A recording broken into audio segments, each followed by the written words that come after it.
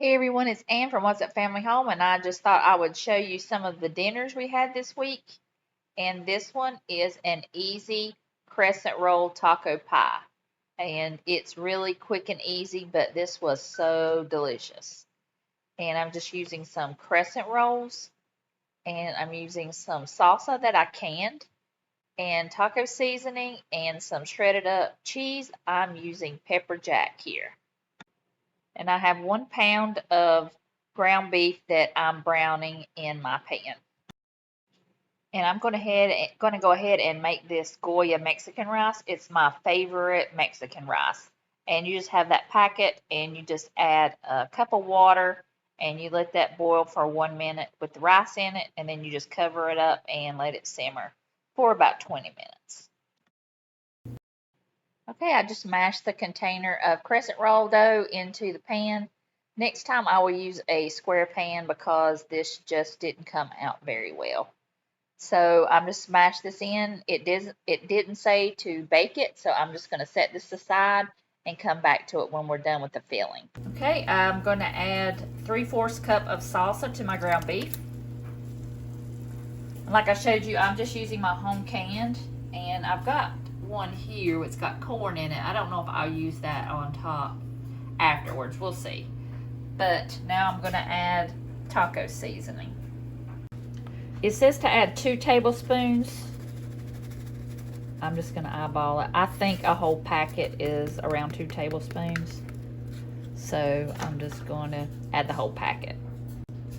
Okay, I've added the salsa and the taco mix, and it says to simmer for 5 minutes.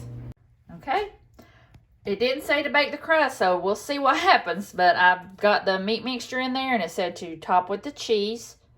It's a cup of cheese. I'm just using the organic cheddar. That's what I had in my refrigerator. If you've got some other kind of cheese, I'm sure any kind of Mexican blend would work. Pepper jack would work. Oh, I had that in there too, but I've been needing to use this, so next time I will use pepper jack because that's my favorite of choice. It's not hot, but it has a nice pepper taste to it.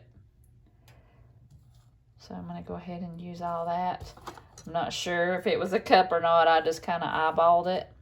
Just kind of get it on there, and I'm going to put it in a 375-degree oven for 14 to 17 minutes.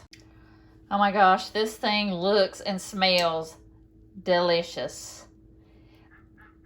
I put it down below on the bottom burner. Not all the way to the bottom, but it was a little bit light, the crust was, so I put it on there for another minute, and it's perfect. So I'm working on the toppings. I shredded up some lettuce. I cut up an onion. It just says add lettuce and tomato, but I'm going to add onion. We love onion around here.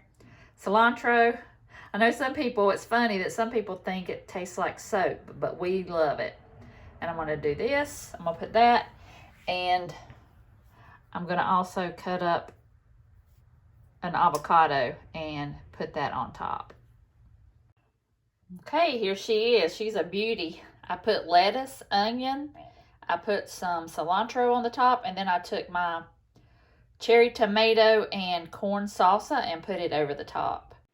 This was a winner taco dinner. I ate it at the counter. I didn't even move to the table. It was that good. So hopefully tomorrow night's dinner will be just as good as this one, but I doubt it. Okay, tonight is just going to be a quick throw together easy meal.